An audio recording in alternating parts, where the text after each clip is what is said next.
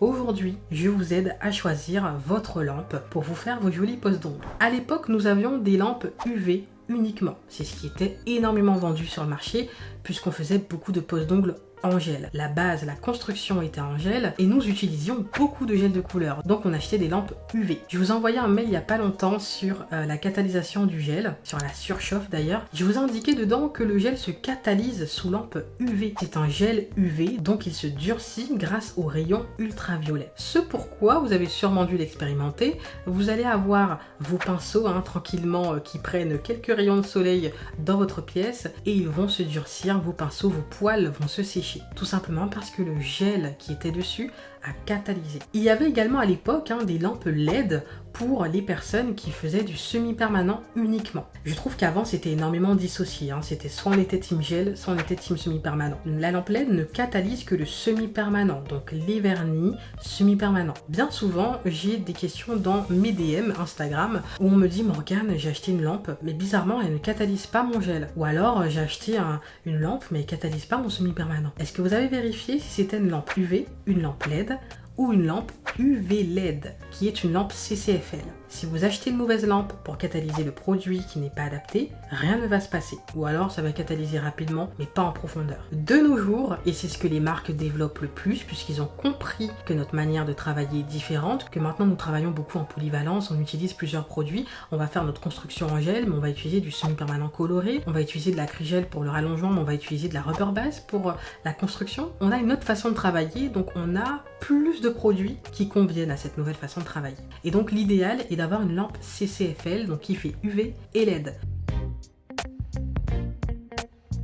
Puisqu'on a besoin d'UV et on a besoin de LED. Il va donc falloir faire très attention à ça. N'achetez pas une lampe qui ne convient pas à ce que vous travaillez, à vos produits. CCFL, vous savez que ça catalyse tout, pas de prise de tête. Et d'ailleurs, c'est ce qui est de plus en plus sur le marché. Ce qui est bien avec les lampes CCFL également, c'est qu'il y a des ampoules intégrées. À l'époque, avec les lampes UV, il y avait des ampoules à changer, des ampoules qui grillaient.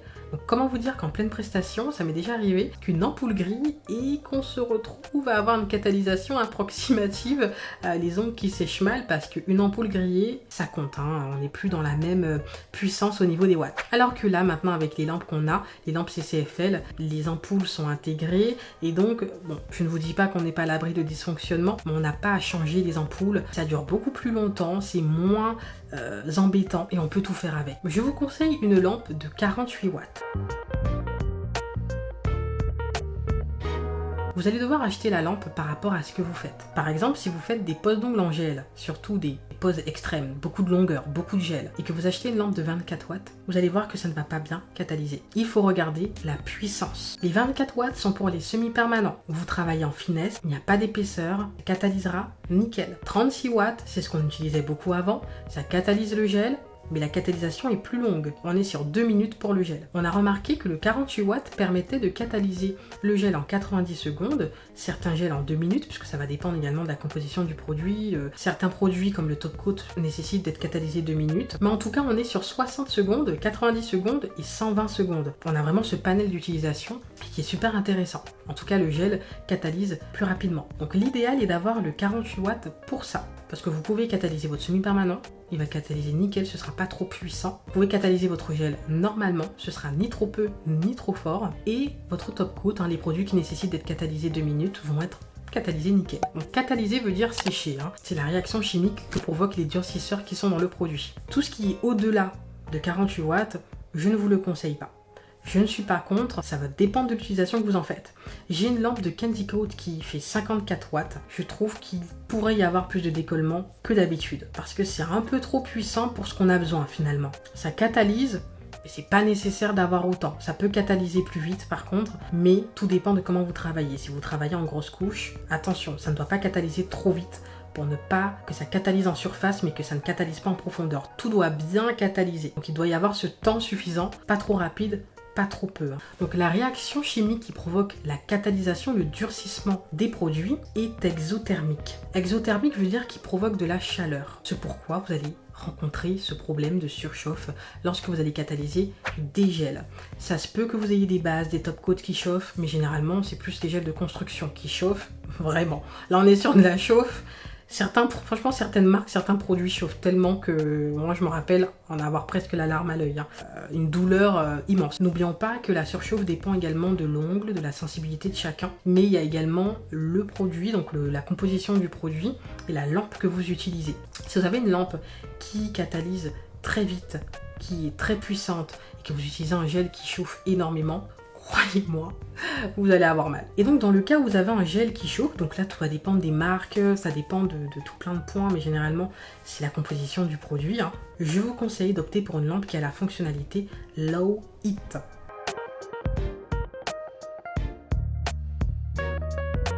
Cette fonctionnalité permet de diviser la puissance de la lampe par 2 et elle augmente progressivement. Vous le remarquerez, la lumière est beaucoup plus faible et elle augmente petit à petit. Alors attention, puisque vu que ça divise la puissance, si vous faites un gros bombé par exemple, que vous appliquez une grosse couche de gel et que le gel coule, il ne va pas se figer tout de suite, donc ça peut couler dans la lampe. Donc il faut le faire dans le cas où vous travaillez en finesse ou alors en petite épaisseur mais pas énormément, pas de quoi que ça coule dans la peau, le temps de la catalysation. Donc on utilise l'option Low Heat dans le cas où la personne est très sensible, que ça chauffe énormément afin que ce soit progressif et plus agréable pour elle. Parce que quand ça chauffe dès les premières secondes dans la lampe. Et donc l'option Low Heat va permettre d'avoir une catalysation moins brutale. Alors pour les ponceuses c'est en train de se développer, mais pour les lampes maintenant on a pratiquement que des lampes avec ce que je vais vous dire maintenant. Et je vous conseille d'avoir une lampe qui a un écran LCD.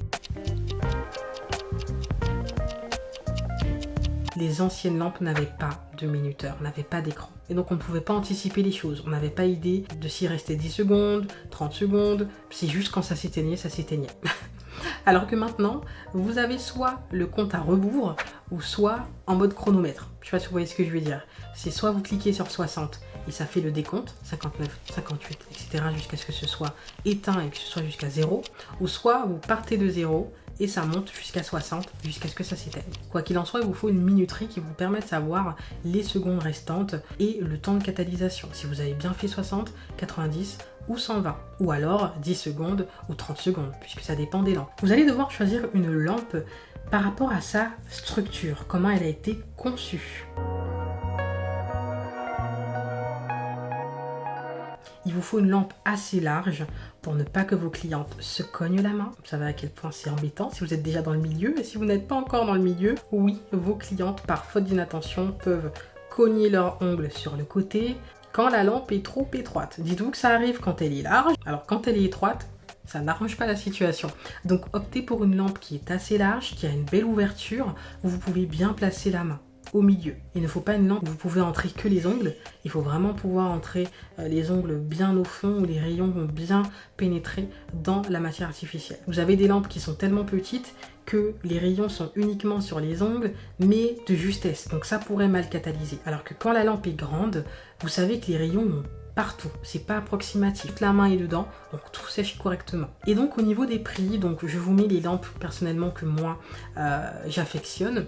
Vous avez vraiment de tout. Je vous conseille toujours d'économiser pour acheter une bonne lampe que de vous baser sur quelque chose de pas cher, qui sera défectueux, qui va mal catalyser. Une lampe qui est défectueuse ou de mauvaise qualité va mal catalyser. Donc vous aurez les ongles qui vont se décoller, s'effriter. Ne minimisez pas la lampe, ne vous dites pas bon c'est juste pour sécher, je prends n'importe quoi. Non, chaque produit qu'on utilise doit être de qualité. Du produit qu'on pense le plus banal au plus utile. Surtout si vous travaillez en clientèle, si vous êtes professionnel, vous devez miser sur le confort, sur la top qualité pour vos clientes. Alors si vous débutez et que le budget est serré, n'hésitez pas à prendre patience.